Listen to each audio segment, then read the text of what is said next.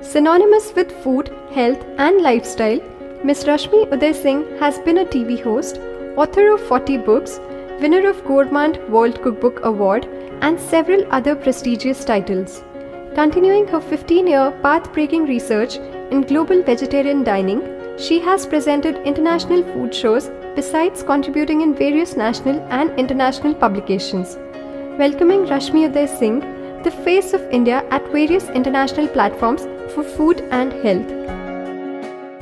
I'm very sleepy after eating all that Manchurian and ice cream and chocolate sauce and everything. So I'm not going to give you a long passion. I'm not going to bore you. I'm going to try and make this as interactive, as interesting as I possibly can, because I have come this morning at 2 o'clock this morning from Paris in Bombay, and then 5 hours later I took the flight to come here. So you're going to excuse me if I'm a little hazy and a little woozy, but I have to tell you I'm really happy to be here. I've also been it's been lovely meeting some of you here, finding out more about Indore food. Excited to go and check it out, excited to meet all of you as soon as we get the chance. So when we were discussing the subject, which we wanted wanted me to talk on today, I had 3 options. The first one was from income tax to food, which is because, I don't know if any of you know, I worked for 15 years in the Indian Revenue Service and I resigned as a Commissioner of Tax in 1990. I hope all of you are clapping when I resigned. because it was a lot of fun. I wrote my IAS exam, I got a lot of experience, a lot of confidence, but it was also very negative. We had to go on income tax raid. And I'm going to sit for a minute because I'm quite woozy. I have to tell you, one of my most exciting raids was in Dimple Kapadia's house. I have to tell you this story. It's okay to tell it, I'm not breaking any rules. On the 31st of March 1981, I had just finished passing assessment orders for Tisco, Telco, Hindustan Petroleum, GRD Tata, DRD Tata, assessing all of them. 5:30 in the evening, I got this big envelope with a wax seal from the intelligence department. You have to go on a raid now. I said, are you kidding? I'm exhausted. But when there's a raid in a home, you have to have a woman lead the raid. So I went. We went in 3 or 4 of those. In those days, in 81, we used to have those ambassador taxis, you know, the yellow-black ones, with these shady-looking characters with their dusty suitcases. And off we went. We had to open the envelope at a particular time at 6:30 at Marine Drive. Then we got to know we were going to Dimple's house. We went to her father's house, Junibai Kapadia's house. Beautiful bungalow by the beach. And we rang the doorbell. I'd taken cops with me. She opened the door. You can imagine in 81 how beautiful she must have been. With her shiny black hair, she had a long cigarette holder. And she said, yes. And all my income tax inspectors leaves me. Madam, we have to record something known as a Panchanama, which is basically a statement to ask the person who you're raiding what you have in your house, etc. And we called 2 Panchas, which are witnesses. All my juniors said, Madam, hum to nahi karenge, aap hi karo. So I said, okay. So we were there at 5 in the morning. At 5, Rajesh Khanna was being raided simultaneously, and she had moved into her father's home. So we'd call jewelry valuers, blah blah. At around 4 in the morning, the head of the intelligence wing came. So this beautiful actress asked me, Rashmi, by which time she knew everybody on first name basis. Who is he? So I told her his name, Mr. XYZ, whatever. So 5 minutes later, she was saying, oh no, Mr. XYZ, you can't. And Mr. XYZ was hee hee hee. Then, guess what happened? I'm exhausted. I worked like 48 hours, passing orders, blah, blah, blah. We have to pass quasi-judicial orders. Guess what happens? At 5:15 in the morning, she says, Gupta ji, aapke liye chai banao? He does this, kyun nahi? Apne haathon se banaoge to. So I came back at 7 in the morning. But the story doesn't end there. It has a Roald Dahl twist. So in 1990, I resigned from the government because my son at that time was 4 years old. By the way, right now he's 32 and he is in Hollywood, he's an actor. And Dhruv is his name. So I left the government because I wanted to spend time with him. And then the Times of India, some assistant editor called Meenakshi Shetty called me and said, will you start our food column? We don't have a regular food column. I said, I can't do every week. I write quasi-judicial orders. I've done my LLB, my MBA and blah, blah, blah. I can't write every week. So she said, come on, do it. I said, chalo kar lete hain. So I started writing. I used to love to write, and I still do, about people who work out of home. So there was this one caterer whose name I still remember, called Kanta Doshi, who did amazing food out of home. And I really wanted to write about her because she was not too well. So I said, Kanta, I'll come to your kitchen in Tardiya, take photographs and write about you. She said, if you don't mind, please don't come to my kitchen. I'll come to your home with my best client. Can anybody guess who the client was? That's right. The doorbell rang. Who do you think walked into my house? Dimple. So the whole story came full circle. I never reminded her. But to cut a long story short, when there's a gentleman called Shekhar Suman who used to do a show called Mover Than Shaker. So he interviewed me for it. He said, "Mujhe ye batao, what is common between income tax commissioner and a food critic? आप इधर से उधर इतनी easily चली गई." Now, luckily, it was a pre-recorded show. Can anybody guess what's common? What? No. Between being an income tax commissioner and writing about food. Okay, so here's what it is. Something you're writing. No, he said, income tax commissioner भी और food critic भी. दोनों कहते हैं कुछ खिलाओ.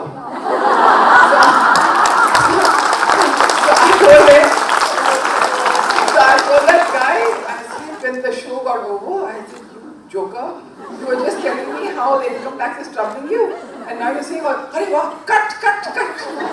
So he took it out of that episode, but I have used it in all my talks. So anyway, so those were my income tax days, which were, I trained in Missouri. I'm still in touch with all of them. They were fabulous days. I know people say the tax people are corrupt, and I'm not even passing any judgments. But I have to tell you this little joke before I move into the next thing. When I first came to Bombay, in company circle 1213, which is all these very big companies with such big files and all that, I had a sweet little boss who I absolutely loved from Kerala, called N.R. Prabhu. So I had just studied English literature honors from NSR, and he knows all about honesty, ethics, integrity. He said to me, "Hey Rashmi, tum kitna trouble apne aap ko karta hai?" I said, "What do you mean?" He says, "There are two types of officer in the department, honest officer and dishonest officer." I said, "I know." He said, "It's very simple. ऐसे देखो तो जिंदगी को, जो dishonest officer है ना, वो आपको bribe लेके काम नहीं करता है. Honest officer takes your bribe and does your work." I said, "Thank you."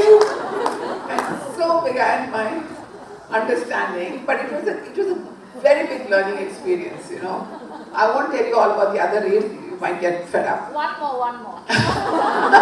all of them were not film stars. We did go to Rekha's house, where my assistants wanted to read all her love letters from Amitabh. But some of the raids were very horrible because, you know, you were making people cry. You know, like there's this, okay, I'll tell you this last one about the thing. I want to tell you more about other stuff. Last one. So there was this lady, my son's school, I'm from South Bombay, so we used to have these parent-teacher meetings. So I was at a first parent-teacher meeting, one woman comes across the room like this. You came to my house on a raid. I said, "Oh my God, my son's school, one of his friend's mothers." And then I remembered, this was in Balkeshwar in Bombay, in South Bombay, where there's an old lady, like a typical old lady, like Lalita Pawar type, white sari, white hair. She had taken, old lady, she had taken all the cash, all the jewelry, put it in a towel and thrown it out of the window. My police were downstairs, they picked it up and brought it up. So I asked her, I said, Madam, ye aapka hai? She was so clever, full marks to her. She knew if she says, nahi hai, we'll take it away. If she says, hai, we'll punish her. She said, पता नहीं मेरे बच्चे लोग की आदत है चीजें बाहर फेंकने की and this actually happened. I'm not exaggerating. So anyway, so I quit the government and I still continue to meet all my commissioner friends. All of them retired 10 years ago because you have to retire at some old age. So they all retired. So after I quit, I started doing writing and all that, writing about food. I started writing about food because I love Bombay. And I found that I'm from Delhi. That's the only way to find out more about the city. So hanging at restaurants, meeting waiters, I love waiters by the way, and hanging around and all the rest of it.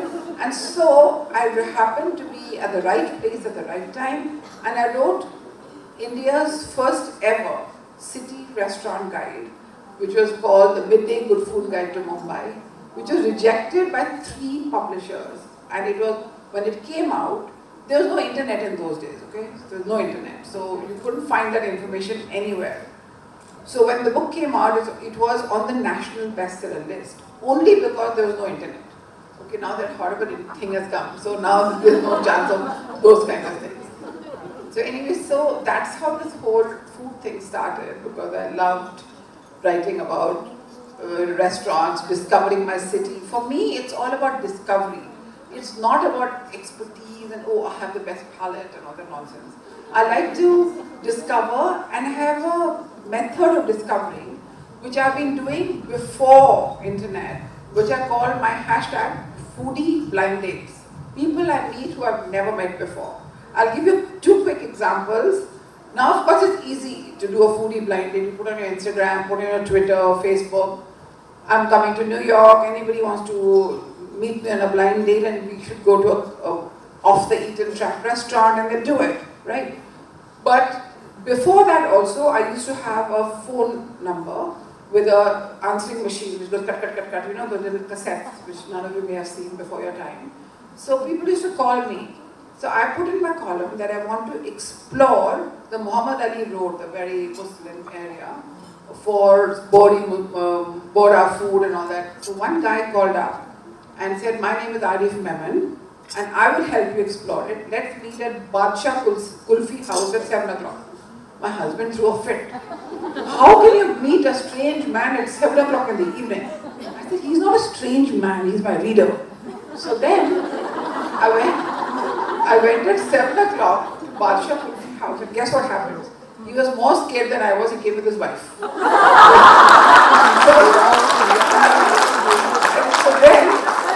So then we were eating from 7 in the evening till 5 in the morning. We were having steamed chicken on half handi. We were having bara handi. We were having Hindustani kebab in bada kadai. Fabulous. By the way, that guy is still in touch with me. He's in Texas and he's a radio announcer and he sends me messages. And in the same way, so I meet a lot of different people. A lot of them guide me to different places. I have great adventures. You know, finding out, here also some lovely girls, Gitanjali has offered.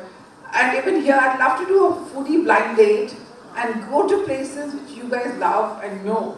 See, the advantage of going with somebody who knows a place is they not only know where that restaurant is, like Gitanjali will know, also what to eat there. You know, that is really important about the discovery of food. Now, having said that, I want to quickly, before I bore you, how much time left? How much time left? Okay, so I want to do this quickly. So, no, I don't want to overshoot my time. So I want to tell you this, between this period, I also did a television show on health. That's the question she asked you. Which is, I produced it, scripted it, chapasied it, presented it, directed it.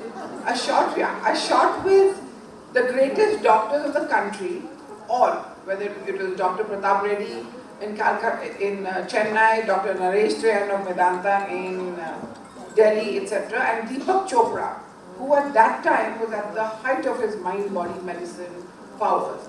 And I learned a lot about health. And I have to just share with you this, that there is no secret. There is no such thing as, oh, eat sprouts, do yoga and all that. It's only one single word which can keep you healthy. Guess what it is? Also, moderation. जो भी कर रहा है, moderate करो. And I don't understand why people say health is so boring. Health, I mean seriously, health is what gives you energy to do all the naughty things. How can you say it's boring? It gives you the energy to do all the weird, bad, naughty things. So we must all try to stay healthy. So that was, and I wrote a health column for 15 years for the Indian Express. 15 years of Sunday, every Sunday I wrote it. And I find health is very exciting because it helps you to understand the connection between the mind and the body. And I'm a big believer in that connection because I think if we start relying on outside chemicals, it's not that much of a big deal. It's really important to tap into the mind-body connection, and it helped. I did an interview with, I have to tell you this, with J.R.D. Tata. He was 85 at that time. With Devanand, he was around 70. With Rusi Karanji, who was an editor owner of the Blitz. With M.F. Hussain, the artist, all in their 70s. I asked these guys, I said, how do you stay so healthy? You know, you're old, you've been through so many problems, health problems, personal problems, disappointments, failures. How do you remain so vibrant, young and healthy? So when I asked Devanand, he was a very sweet friend of mine for a while. He said to me, I said, Dev Saab, आप इतने तो flop बनाते हो. आप कैसे, how do you, I said, आप इतने खुश कैसे रहते हो? He said, Rashmi, मैं ऐसे करता हूँ. एक flop बना रहा होता हूँ, उसके पीछे दूसरा show कर देता हूँ. So, yeah, so that is what we should all follow. Doing one thing, start doing another. I asked M.F. Hussain, I said, how do you manage? He said, whenever I get upset, I walk के लिए चले जाता हूँ. I just walk. I asked J.R.D. Tata, who was 85. All of them have women, all of them have, but none of them said this was a secret to use. None of them. Okay, guess what they said? Nobody said yoga, nobody said sprouts. Guess what they said? Guess what they said? Anybody can guess? It's a 4-letter word. No, not a bad one. It's not a bad word. So here it is. It's work. W-O-R-K. You should do work which connects you to your passion. Which be okay, if you're a sweeper, whatever you are, and do it well. So anyway, so that was my, quickly in a nutshell, my experience. Now I'm going to quickly show you a quick amateur, very amateur PowerPoint presentation. Because I came back from Paris this morning, my assistant sent it to your office here on email. And it might be a little kitsch-pitch, but I just want to want you to experience the most fabulous, greatest restaurants in the world. As you will see, and food. I'll not go into details about, whatever I've written there. I'll just give you an experiential tour. Okay, should we begin? I'm going that side. Huh?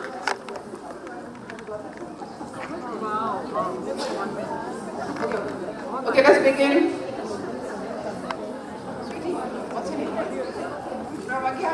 The lovely Pravagya is going to take us through any problems. It's her fault. Okay. Pravagya, go. Take me off the screen.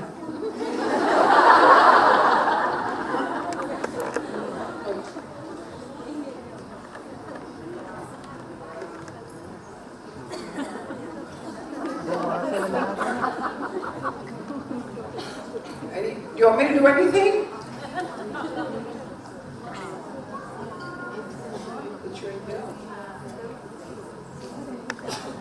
From the Great Wall of China, I'm doing my favorite tree pose and saying namaste to all of you from Indore. Next.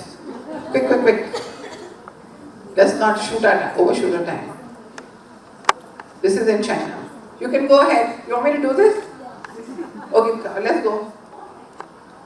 I don't know how to do it. So this is come, taste.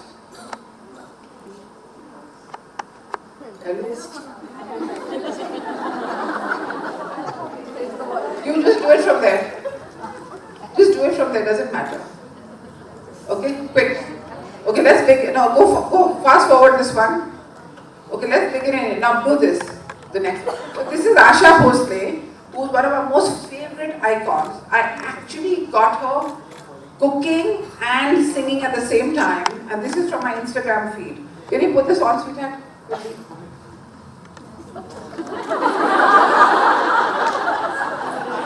Put on Asha Bhosle.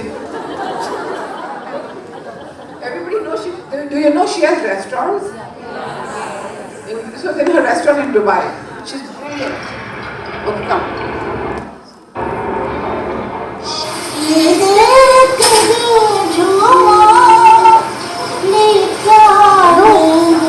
Wow. Where's the visual? It was working just now. She checked it. Poor thing, it's not her fault. It's the computers. How much time?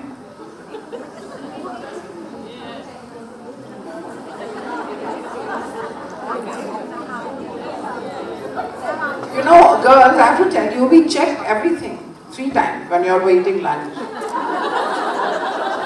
It is working. I asked her, what is it, Prabhakya? Tell us one more story with that. Yeah. Huh? Tell us one more story. One more story? Okay. Yeah. Okay, so I'll tell you quickly what we're going to see quickly. You'll be quite amazed. Okay, so this is in her recipe. Wearing these clothes, sushi accident. Look at her.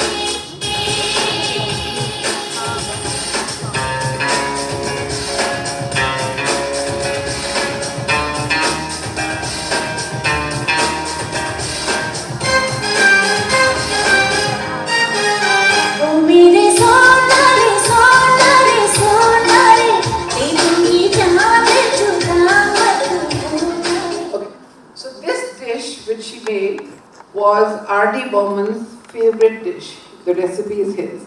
So she actually made this and she fed me this. And I have to tell you, this beautiful lady has the secret to youth, to love, to everything. She's awesome. I keep meeting her in Dubai in her restaurants. She was part of one of my 40 books which I wrote. And she really has found the fountain of youth. When I met her the last time, she was 78 or something, doing a show in Dubai. So she says, "Hey Rashmi, मैं तो 78 की हो गई हूँ, मैं तो नाचूंगी क्या है, कुछ फर्क नहीं पड़ता है." I said, very cool. She's very cool. So the next one I'm going to show you quickly is Gagan. Has anybody heard of Gagan? Okay, so Gagan has been judged the world Asia's best restaurant 4 times. This is what his food looks like. Again, Sonare. That's it. Best in Asia 4 times. And he's got 2 Michelin stars. That white thing is papri chaat.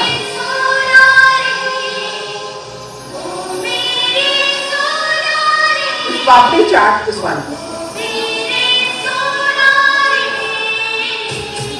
This is Bengal ka pasta. And this is a dish called lick it up. You have to lick. This is dish creation. Look at that. So this is Gagan, who was judged Asia's best 4 times in a row. He's closed his restaurant now, he's in Bangkok. And the other 2 restaurants which I want to show you quickly.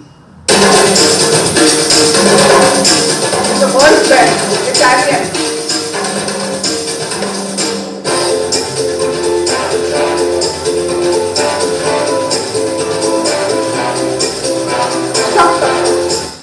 So this dish, okay, we won't go more into this one, I'll just tell you, this is Massimo Bottura in Italy, in the tiny little lane in Modena, which is not in a big town.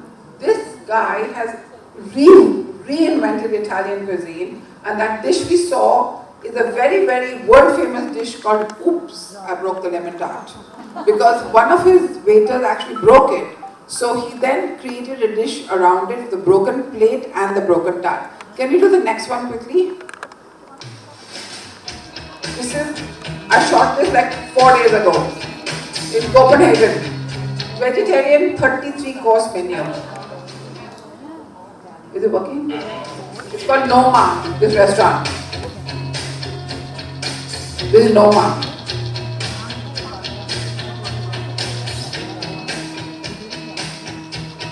All vegetarian, huh? Pure vegetarian.